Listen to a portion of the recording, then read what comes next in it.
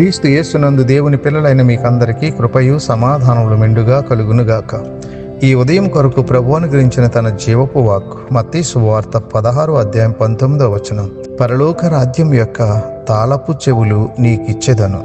తాళపు చెవులు పొందుకున్న పేతురు ప్రభువు చెప్పినటువంటి మాటలను జ్ఞాపకం చేసుకొని సంతాపపడి ఏడ్చాడు.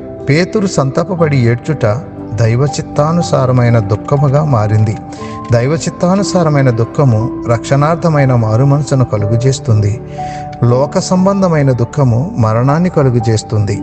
పేతురు తన తప్పును తెలుసుకొని ప్రభు ఇచ్చిన మాటను జ్ఞాపకం చేసుకొని పశ్చాత్తాపడ్డాడు. కాబట్టి అతని పశ్చాత్తాపం మారు మనసు కలుగజేసింది, పునరుత్థానుని దర్శనం పొందుకునేలా చేసింది. పేతురు యొక్క సంతాపం పరలోకపు తాళపు చెవులు పొందుకునేలా చేసింది. అట్టి కృప నీకు దేవుడు అనుగ్రహించునుగాక.